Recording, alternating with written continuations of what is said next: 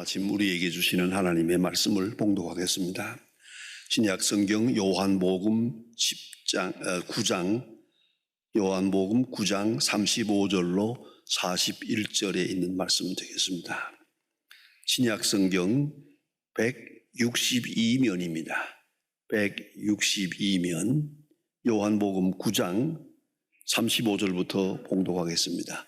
이 계시의 말씀을 봉독할 때에 다 함께 하나님의 음성을 들으실 수 있기를 바랍니다. 예수께서 그들이 그 사람을 쫓아냈다 하는 말을 들으셨더니 그를 만나시사 이르시되 네가 인자를 믿느냐? 대답하여 이르되 주여 그가 누구시오니이까? 내가 믿고자 하나이다. 내가 믿고자 하나이다. 예수께서 이르시되 네가 그를 보았거니와 지금 너와 말하는 자가 그이니라. 이르시되 주여 내가 믿나이다 하고 절하는지라. 예수께서 이르시되 내가 심판하러 이 세상에 왔으니 보지 못하는 자들은 보게 하고 보는 자들은 맹인이 되게 하려 함이라 하시니. 바리새인 중에 예수와 함께 있던 자들이 이 말씀을 듣고 이르되 우리도 맹인인가? 예수께서 이르시되 너희가 맹인이었더라면 죄가 없었으려니와 본다고 하니 너희가 죄가 그대로 있느니라. 아멘.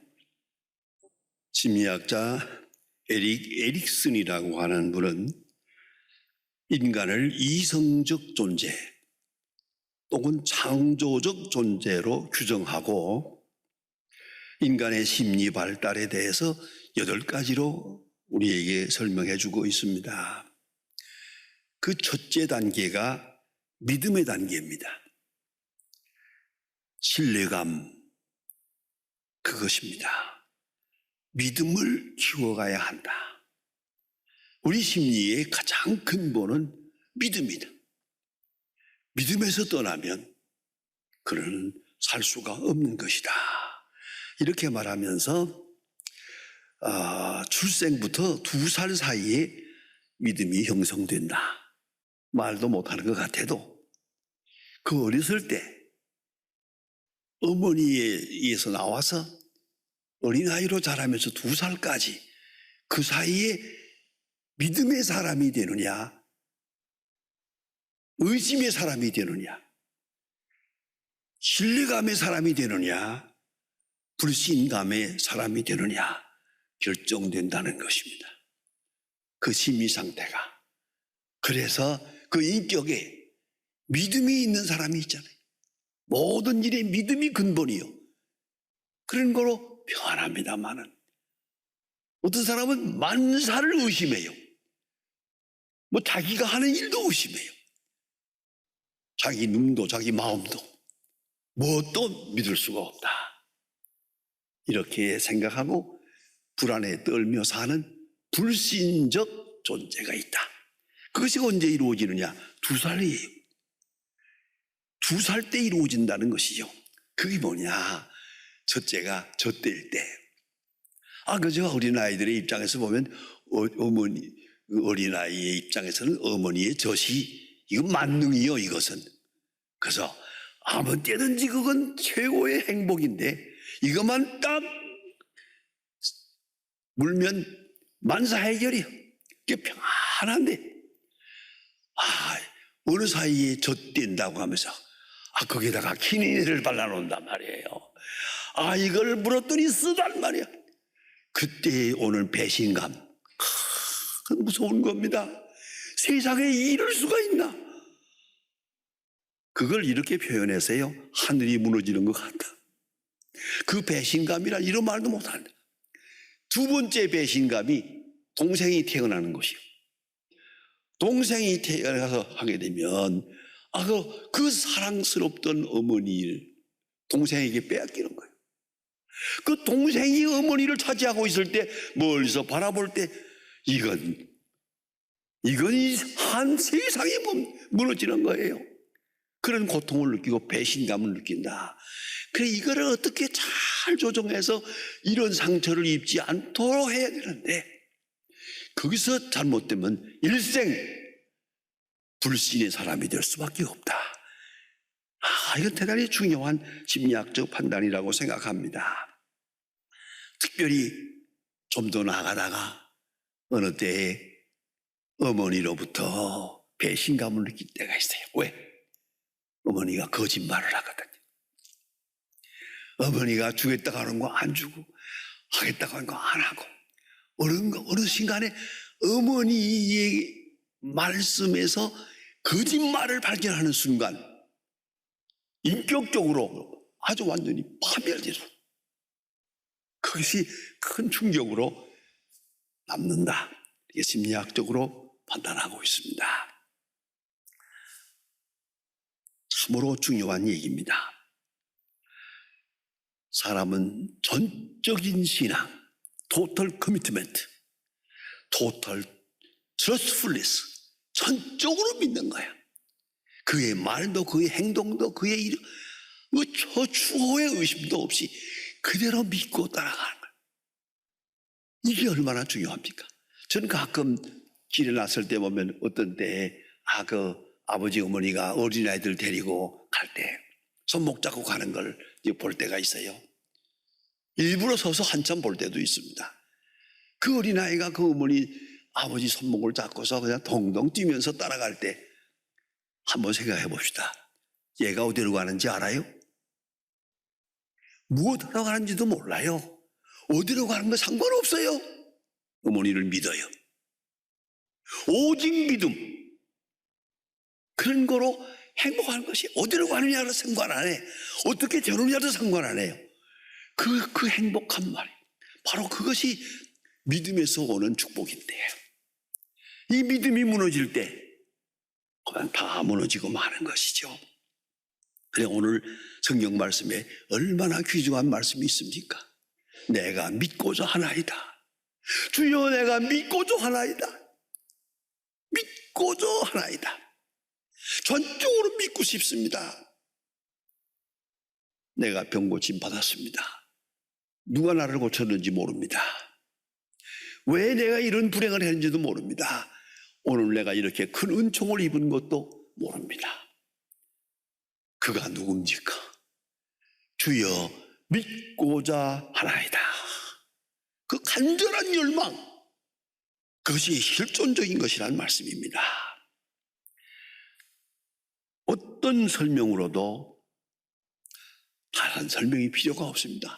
전적으로 믿고 받아들이고 의지하고 긍정하고 나갈 수 있는 그런 믿음, 그런 믿음의 사람만 되면 되게 된대요. 그 믿음의 대상이 문제입니다. 무엇을 믿느냐가 문제입니다. 에덴 동산에서 아담 하와가 크게 범죄하게 됩니다. 범죄의 이유는 딱 하나입니다. 이것을 먹는 날에는 정령 죽으리라. You surely die. 정령 죽으리라 했는데 그것을 믿지 않았어요. 그냥 믿었어야 되는데, 많은 분들이 상상해 봅니다. 그때 그 말씀을 완전히 믿었더라면 우리 인류의 운명은 달라졌을 거 아니겠는가. 그런데 그만 믿질 않고 죽으리라 했는데 이걸 딱 돌려가지고 죽을까 하노라. 거기서부터 의심이 생깁니다. 믿음이 무너집니다.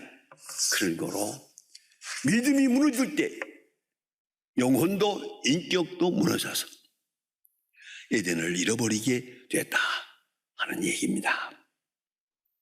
오늘 본문에 보면 나면서부터 시각장애자로 태어난 사람이 있습니다. 가장 불행한 사람입니다. 참 신뢰되는 말씀입니다만은 인간의 몸을 가령 10,000원이라고 한다면 눈이 7,000원짜리랍니다. 적어도 시각은 70%의 가치를 가지고 있습니다. 그만큼 중요합니다. 그런데 이 사람 시각장애자로 태어났습니다. 그 불편과 고통을 말할 수 없습니다. 상상하기 어려운 고통을 당하면서 그래도 모진 생명을 여기까지 끌고 왔습니다. 40세가 되도록. 여기에는 육체적으로, 경제적으로, 사회적으로, 심리학적으로 고통이 말할 수 없는 극한의 고통입니다만은 더 큰 고통이 하나 있었습니다. 그것이 신학적 고민입니다. 뉘죄 때문입니까? 그걸 알 수가 없어요. 많은 사람들이 얘기합니다. 자기 귀에도 들립니다. 아니 자기 마음에도 들립니다. 뉘죄 때문에 나는 이래야 하느냐. 부모의 죄입니까? 안 하지. 부모 죄라면 나는 억울하고 내 죄라면 나기 전에 무슨 죄가 있냐고.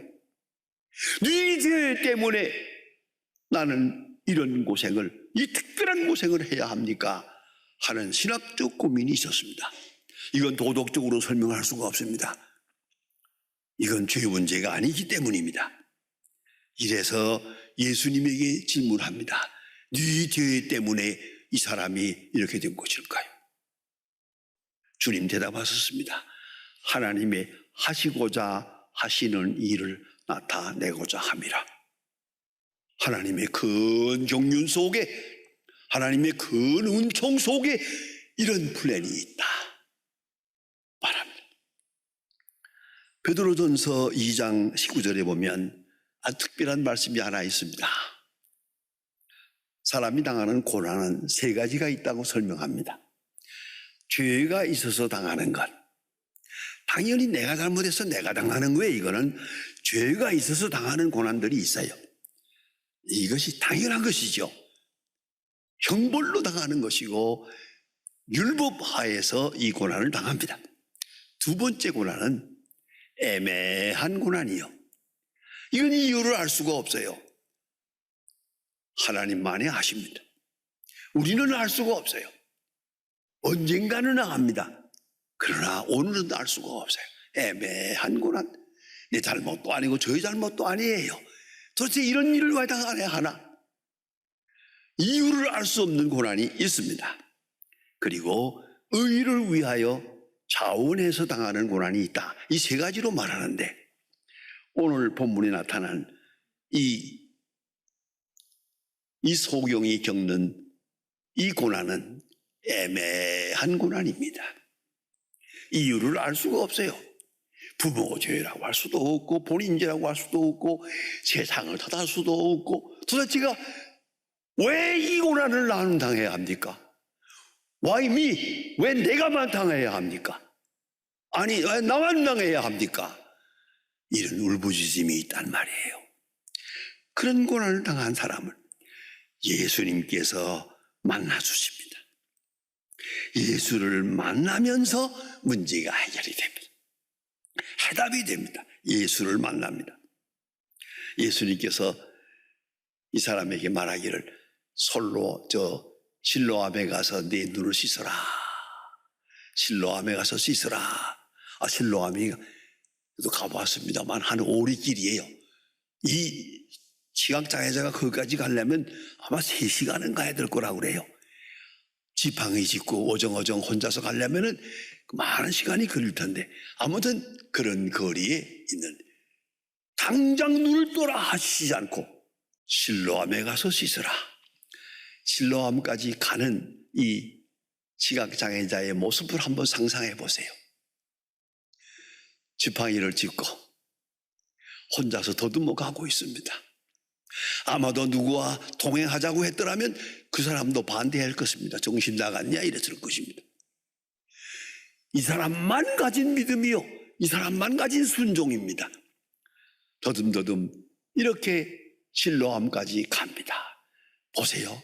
실로암까지 가서 씻으라 했지 그러면 눈을 뜨리라고 말한 건 없어요. 그걸 잘 들어야 됩니다. 실로암까지 가서 씻으라. 자, 이걸 순종해야 됩니까? 말아야 됩니까? 가야 됩니까? 말아야 됩니까? 그냥 반항을 해버리고 거절해버렸더라면 이 사람은 영영 이 은혜를 받을 수가 없는 사람입니다. 그러나 실로암까지 갑니다. 혼자서 갑니다. 지팡이를 의지해야 갑니다. 그 말을 의심이 있어서 그럴 겁니다. 이것은 지식이 아닙니다. 의지입니다. 이건 지식의 세계가 아니고 감정의 세계가 아닙니다. 이거는 신앙의 세계입니다. 그냥 믿고 가는 겁니다. 오직 순종뿐입니다. 여러분, 하나님의 말씀을 읽을 때나 기도할 때나 어떤 일을 당하든지 너무 그렇게 이성적 비판을 의지하지 마세요. 이리 생각해보고 저리 생각해보고 이치에 맞고 안 맞고 하나님의 뜻인가 아닌가 너무 복잡하게 생각하지 마시고요. 그냥 순종하세요. 마치 아브라함의 믿음처럼 네 고향을 떠나라, 부모와 친척을 떠나라 할 때 갈 바를 아지 못하고 갔다 그랬어요. 그냥 따른 거예요. 그냥 순종한 것이요. 하나님의 말씀에 대하여 그냥 순종한 아주 중요한 일입니다. 죄송한 말씀입니다만 제가 어렸을 때 제 아버지, 할아버지가 계셨는데 할아버지의 말씀을 아버지가 순종해요. 절대로 순종합니다. 뭐 한마디도 거역하는 것이 없습니다. 그래서 효자라는 말을 많이 듣고 뭐 내가 알기엔 효자 상도 받고 그런 걸 봤어요. 우리 할아버지 밑에 아버지, 또 아버지가 또 제게 가르치는 딱 한마디입니다. 토를 달지 마. 어떤 말에도 설명은 안 됩니다. 가라 하면 가는 거야. 왜 가느냐고 묻지 마. 하라면 하는 거야. 왜 하느냐고 묻지 마라. 엄격했습니다. 여러분, 납득이 갈 때까지 기다리면 할 일이 뭐 있습니까? 사실은 다 모르고 순종하는 겁니다. 모르고 가는 겁니다. 예, 이거는 의지의 세계요, 신앙의 세계일 뿐입니다. 이걸 깊이 생각해야 합니다. 이 사람이 실로암에 가서 눈을 씻고 눈을 뜨게 됩니다. 깜짝 놀랐습니다. 눈을 뜬 다음에 그가 너무 좋아서 이렇게 지팡이를 내던지고 하나님을 찬양하고 있을 때 여기 또 시험에 빠집니다. 이거 오늘 안식일인데 말이야. 안식일을 범하고 내가 돌아다니는 거 보니까 네가 어쩌자고 지팡이를 두고 다니느냐. 그걸 안식일 범하는 것이다. 아이고, 말이 많습니다. 심지어는 출교하기로 정했다는 말까지 있습니다. 출교를 당하면 누가 때려 죽여도 사형죄가 성립되질 않습니다. 그만큼 무서운 겁니다. 그런데 이 사람이 이렇게 눈 뜬 다음에 기쁜 마음으로 하나님을 찬양하고 있건만 여기도 시험거리가 있어가지고 많은 사람들이 너를 눈뜨게 한 자가 누구냐? 안식일을 범한 거 보니까 하나님의 사람이 아닌 것 같다. 말이 많습니다. 이 사람이 대답하는 말 한마디가 너무 마음에 듭니다. 그건 내가 알 수 없다마는 내가 한 가지 아는 것은 장님으로 있다가 지금 내가 눈을 떴다는 사실이다. 지금 내가 눈을 떴다.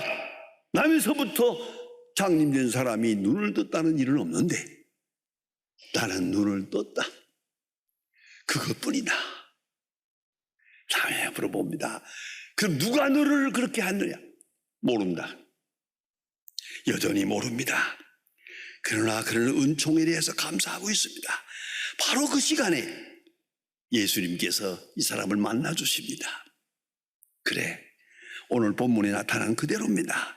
예수께서 이 사람을 보시고 그리고 말씀합니다.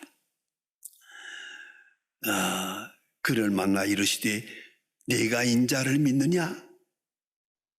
36절에 말합니다. 주여 그가 누구신지 오니까 내가 믿고자 하나이다. 나의 눈을 뜨게 한 자가 누군지 내가 믿고자 하나이다. 여기에 굉장히 중요한 의미가 하나 있습니다.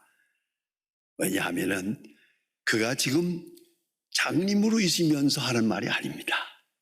눈은 떴습니다. 눈은 떴는데 이 은총의 이 세계를 완전히 이해할 수가 없어요. 어떻게 이런 기적이 있는지 그조차 모르고 있는 거예요. 믿고도 하나이다. 좀 알고 싶습니다. 은총 세계에 살면서도 은총의 원인을 모르고 있습니다. 다시 말하면 그는 이성적으로 비판할 수 있는, 이해가 되지 않습니다. 납득이 되지도 않습니다. 자기 자신도 모를 일입니다. 그냥 눈을 떴을 뿐입니다. 그런 거로 그런 말합니다. 믿고도 하나이다. 내가 눈을 떴습니다. 어떻게 떴는지, 내가 눈을 떴습니다. 나를 눈뜨게 한 자가 누군지, 내가 눈을 떴습니다. 왜 내 눈을 뜨게 했는지 그거를 모르겠습니다. 믿고자 하나이다. 얼마나 귀중한 말입니까? 네, 예수님께서 말씀하십니다. 네가 보았느니라. 야, 말씀이 너무 중요합니다. 네가 벌써 보고 있느니라. 네가 벌써 은혜 안에 있느니라. 네가 모르고 있을 뿐이지, 미처 이해하지 못하고 있을 뿐이지, 벌써 너는 은혜 안에 살고 있느니라. 네가 보고 있느니라. 너를 눈뜨게 한 자를 네가 지금 보고 있느니라. 얼마나 귀중한 말씀입니까? 전 여기서 한 사람 생각나는 게 있습니다. 예수님께서 어떤 날 문둥병 환자 10명을 고쳐줍니다. 10명이 떼로 다니다가 주여 우리를 불쌍히 여기소서 하고 소리 지르니까 예수님 말씀하기를, 그래 내가 고쳐줄 테니까 제사장에게 가서 보여라 그랬습니다. 근데 건강해진 다음에 제사장에게 가서 신차를 받는 건데 믿음으로, 그만큼의 믿음을 가지고 갑니다. 가다 보니까 문둥병이 다 나았습니다. 9사람은 문둥병이 나았다. 어디로 간지 모르겠어요. 한 사람만 예수님께 다시 와서 주여 감사합니다.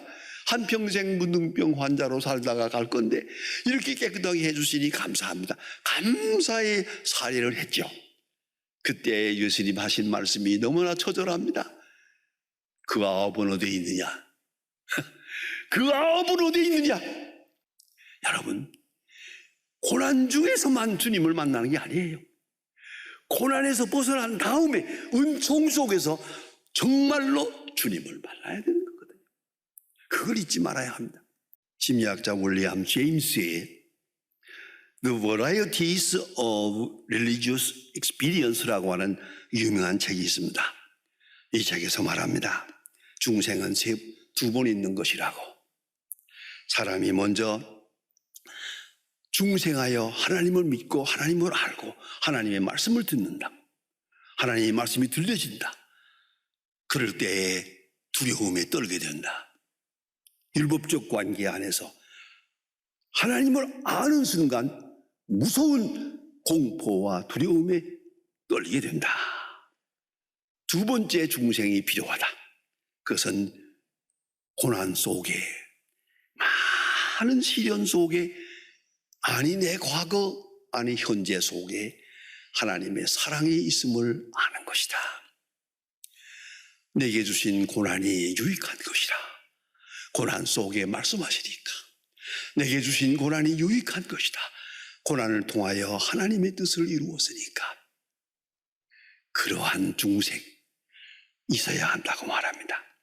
은총적 중생의식이 있어야 한다는 말입니다. 예수님께서 말씀하십니다. 이 무지하고 애매한 가운데 있는 이 사람에게 네가 보았느니라, 네가 주님을 만나고 있느니라, 네가 찾고자 하는 분은 벌써 만났느니라. 아니, 그 다음 설명이 하나 더 있으면 좋겠어요. 네가 나를 찾은 게 아니라 내가 너를 찾고 있었느니라. 내가 너를 찾았느니라 말씀하십니다. 40년 동안 그런 나면서부터 소시각장애자로 태어나서 무진한 고생을 했습니다만은 이제 주님을 만납니다. 특별히 만납니다. 개인적으로 만납니다. 절대적으로 만납니다. 전설에 있는 대로 이 사람은 40년 동안의 어려운 고생을 오늘 와서 감사했다는 겁니다. 내가 시각장애자로 있었기 때문에 주님을 만났다. 주님은 나를 개별적으로 만나 주셨다. 이 고난을 통해서 나를 주님께로 인도하셨다. 여러분, 우리가 당하는 많은 시련, 분명 우리를 주님께로 인도하실 뿐 아니라 우리가 모르고 있는 가운데 벌써 주님은 우리와 함께하고 계십니다. 그 능력이 우리와 함께하고 계신다는 걸 잊지 말아야 합니다. 내가 다 믿고자 하나이다. 주님 말씀하십니다. 벌써 보았느니라. 기도하십니다. 이 프로그램은 CTS 방송가족의 사랑과 후원으로 제작되었습니다.